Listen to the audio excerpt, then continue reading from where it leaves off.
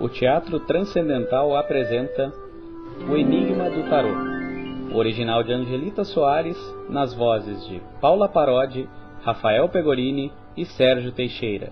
Na fachada da casa, uma discreta placa informava: Tarô e Clarevidência.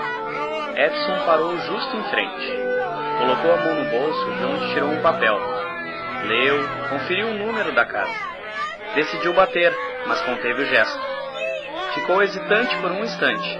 Recuou 2 passos antes de se decidir. Enfim, bateu com os nós dos dedos. 3 toques tímidos. Deu um passo atrás e aguardou um instante.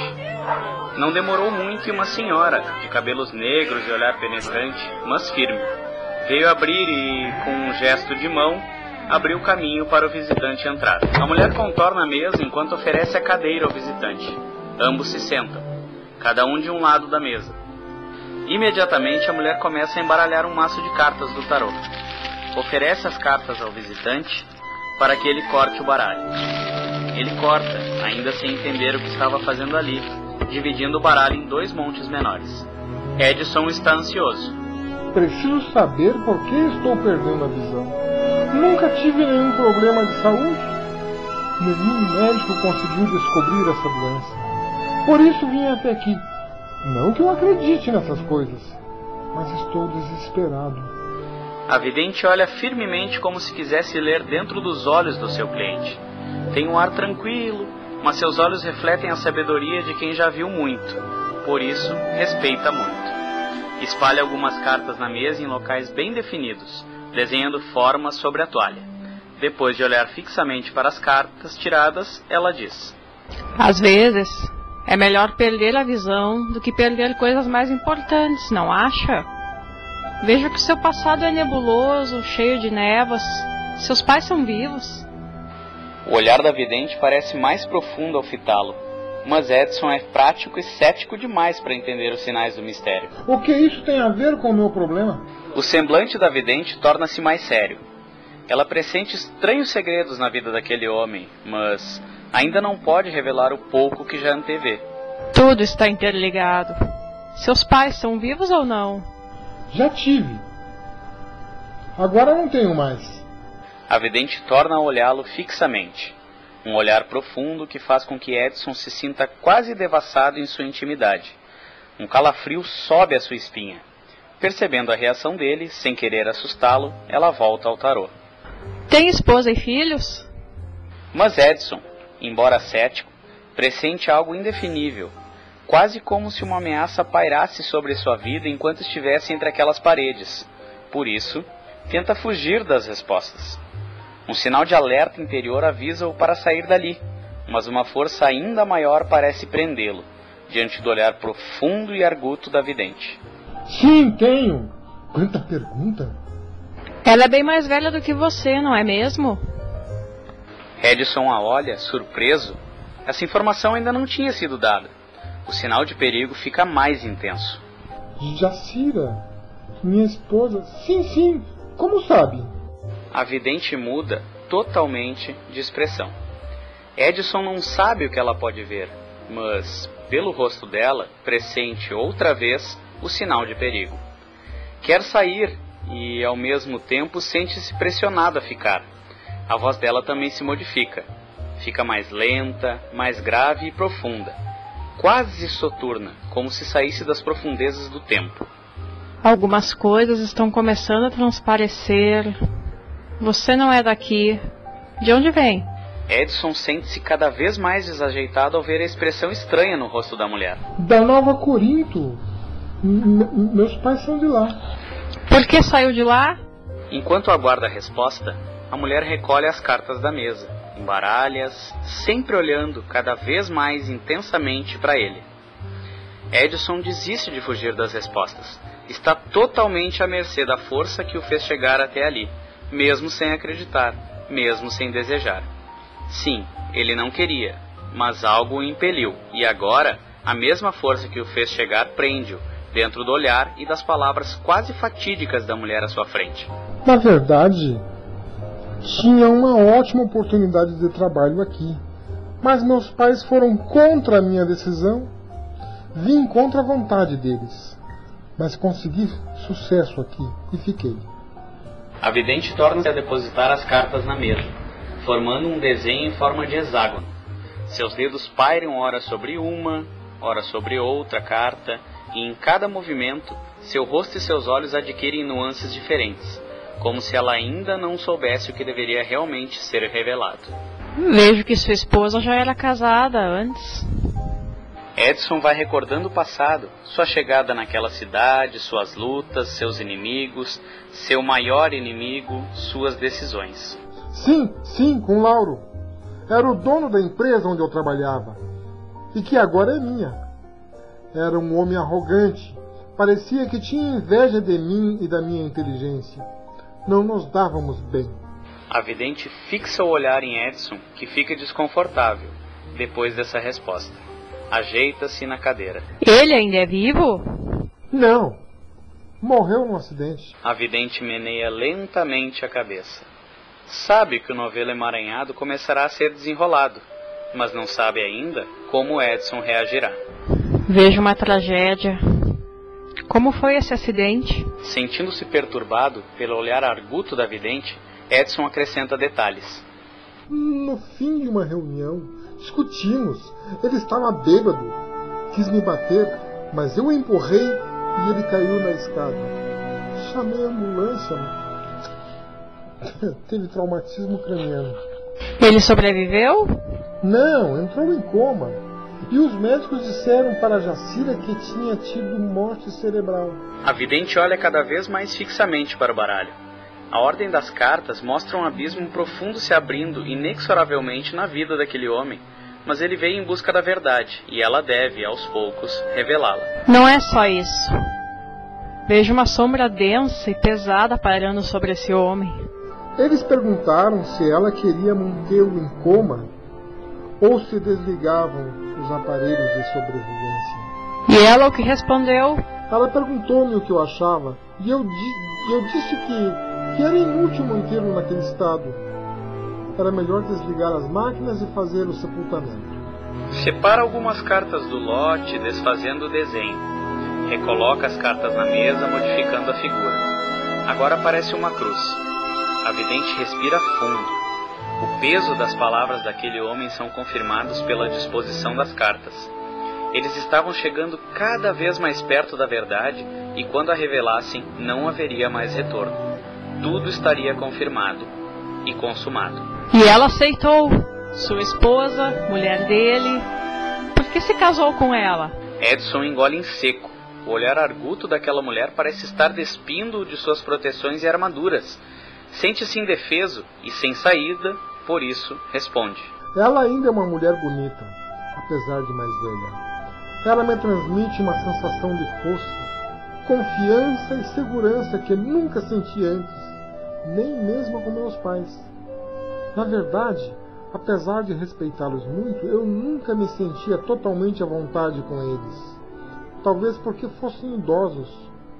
Nunca tive tanta intimidade e tanta cumplicidade como tenho com ela. Vejo aqui que eles, seu ex-patrão e ela, tiveram um filho. Você sabia? Está aqui, o valete de Gládios. Um filho? Não, nunca me falaram disso. Nem Jacira. Repentinamente, as velas sobre a mesa começam a tremular fortemente. Um vento abafado sopra, movendo as cortinas. Edson sente-se asfixiado, mas sem poder sair dali. A vidente fita-o com certa comiseração. Sabia que aquele homem era cético, mas que sua racionalidade não era suficiente para explicar tudo. Enquanto fala, ela separa mais 4 cartas do lote e coloca-as juntas aos pares, diante do olhar ainda confuso do consulente. Vejo mais claro agora. O rei de Gládios é ele, autoritário, obcecado pelo poder e pelo sucesso, como você, mas não queria filhos, não queria que ninguém o vencesse, nem que ameaçasse o seu poder. Uma carta especial foi colocada bem no centro daquelas 4 primeiras. Mas ela estava grávida, ouviu uma conversa dele e temeu pelo filho. Ela é a rainha de ouros. Não sabia disso, nunca soube. Jacira nunca me contou. Mas por que está me dizendo isso? O que isso tem a ver comigo? Os traços da vidente se atenuam. Ele tinha vindo buscar a verdade, mas nem sempre é melhor saber tudo. Às vezes, é melhor deixar que o mistério permaneça para sempre adormecido no tempo. Mas ele tinha insistido, por isso, agora, ela precisa tentar adverti-lo dos riscos. Logo saberá. Mas antes, preciso adverti-lo. Seu passado é cheio de maldições. Para descobrir de onde vem a sua doença, vou ter de revelar essas maldições. Se você não quiser continuar, essa doença irá piorar aos poucos, muito lentamente. Mas se quiser saber tudo, o resultado pode ser pior ainda, porque às vezes é melhor não ter olhos para ver. Edson tenta reagir, sair da armadilha, mas sente-se aprisionado. Não acredito em maldições. Acredito que cada um faz o seu destino. Mas o que isso tem a ver comigo? A vidente o olha com compaixão. Seus olhos já tinham visto muito, coisas que ela desejaria não ter visto. Mas era seu dom, embora muitas vezes, para muitos, acabasse soando como uma maldição. O destino é feito do que sabemos e do que não sabemos de nós mesmos. E às vezes é melhor ficar só com o que conhecemos. Quando ele soube que ela estava grávida, mandou-a abortar, mas ela não fez isso. Edson quer não acreditar no que houve. Fica indignado. Ele fez isso? Ele era arrogante, mas jamais pensei que fosse capaz de pedir isso a ela. Mas o que ela fez então? Ela nunca me contou nada, mas tem sido uma ótima mãe para nossos filhos. A vidente está cada vez mais compadecida daquele homem. Desde a manhã, já tinha sentido fortes dores de cabeça. A cabeça pesada, sinal de que segredos inconfessáveis iriam ser revelados. Tinha se preparado muito. Orações, velas, incenso, jejum, mas não só por ela mesma. Era apenas a mensageira, mas por aquele que teria de ouvir tudo o que ela revelasse. Separa mais 2 cartas, as mais debaixo do baralho. Ela o levou a um casal, conhecido da família de seus pais, que não tinham podido ter filhos. Estão aqui o valete e a rainha de copas. Tinham já a idade avançada quando pegaram o bebê. Edson sente-se estranhamente assustado e fascinado pelo que houve, ainda sem entender. Eles cuidaram da criança e a educaram sempre, com medo de que a verdade fosse revelada, ou que o pai matasse o filho, ou que o filho matasse o pai. Porém o menino cresceu, forte e inteligente, sem saber quem realmente era. A vidente tem um olhar mais profundo e penetrante. As vozes do passado daquele homem já podem ser ouvidas por ela. A verdade está para ser revelada, e ela não sabe se aquele homem será capaz de suportar ouvi-la até o fim. Edson, embora ainda assustado e curioso, sente-se extremamente atraído por aquelas palavras hipnóticas que ressoam em todo o seu interior. Imagens passam por sua mente: a triste e tumultuada despedida de seus pais, as brigas com Lauro, a beleza de Jacira, a sensação de estar definitivamente em casa com ela, a alegria de seus filhos, tão parecidos com ele mesmo e tão perfeitos. Por que me olha assim? Está me assustando. Por que não termina logo com essa história? O que aconteceu depois? O olhar da vidente é cada vez mais profundo.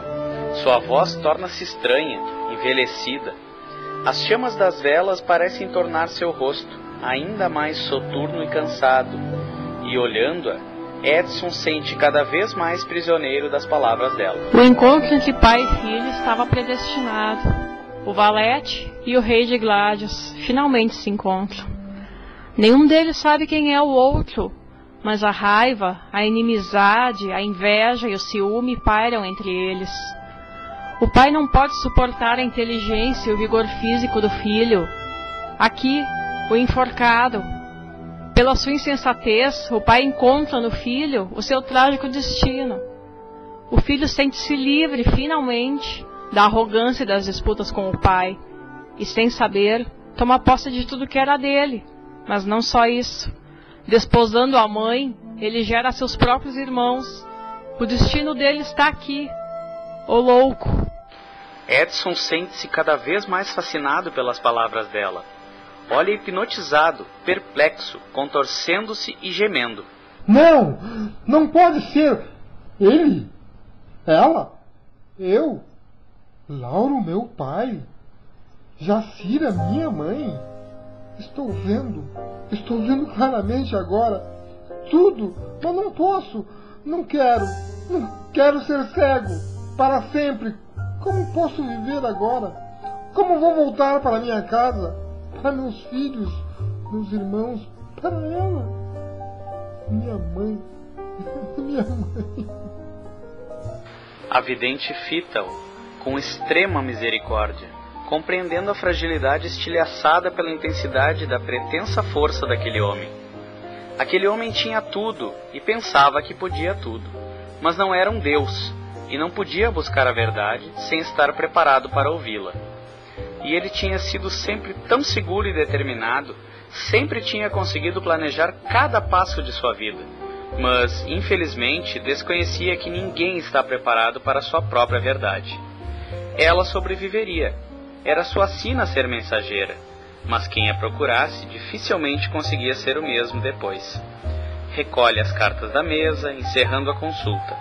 Depois, segurando pelos ombros caídos, amparando até a porta, olha-o uma última vez nos olhos, dizendo: Eu o avisei desde o começo. Se ignorasse sua doença, ficaria cego somente no final de sua vida e seria feliz. Mas agora está fadado eternamente a enxergar a verdade. Está livre da cegueira, mas jamais poderá fugir da sua própria verdade.